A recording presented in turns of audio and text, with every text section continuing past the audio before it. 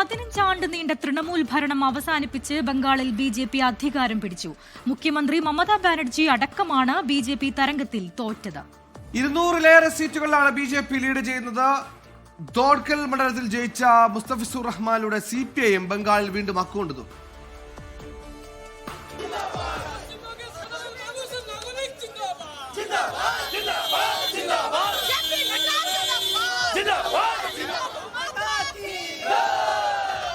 പ്രവചനങ്ങളെ വെല്ലുന്ന ഫലമാണ് ബംഗാളിൽ BJP നേടുന്നത്. 2016 വെറും 3 സീറ്റ്, 21 അത് 77ലേക്ക് ഉയർന്നു.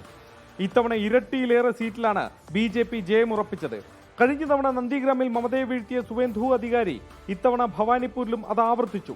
2 മണ്ഡലങ്ങളിലും സുവേന്ദു വിജയിച്ചു.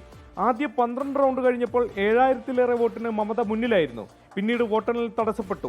വോട്ടെണ്ണൽ കേന്ദ്രത്തിലേക്ക് മമത ഓടിയെത്തി. BJP പ്രവർത്തകർ തടഞ്ഞതോടെ നേരിയ സംഘർഷം. പിന്നാലെ സുവേന്ദുവും സ്ഥലത്തെത്തി. തൊട്ടടുത്ത റൗണ്ടിൽ 500 വോട്ടിന് സുവേന്ദു മുന്നിൽ. എല്ലാ റൗണ്ടും കഴിഞ്ഞപ്പോൾ 15,114 വോട്ടിന് മമത തോറ്റു.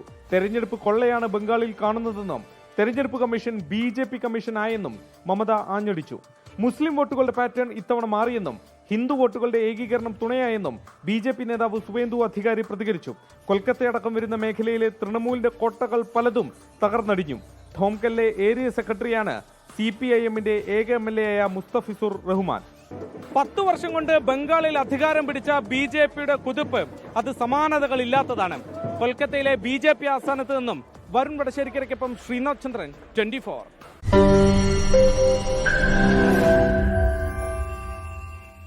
ലോകത്തെവിടെയായാലും ഏത് സമയത്തും 24 വാർത്തകളും ഓഗ്മെന്റഡ് റിയാലിറ്റി പാക്കേജുകളും എക്സ്പ്ലെയിനറുകളും വിശദമായി കാണാൻ ഞങ്ങളുടെ YouTube ചാനൽ നിങ്ങൾക്ക് സബ്സ്ക്രൈബ് ചെയ്യാം.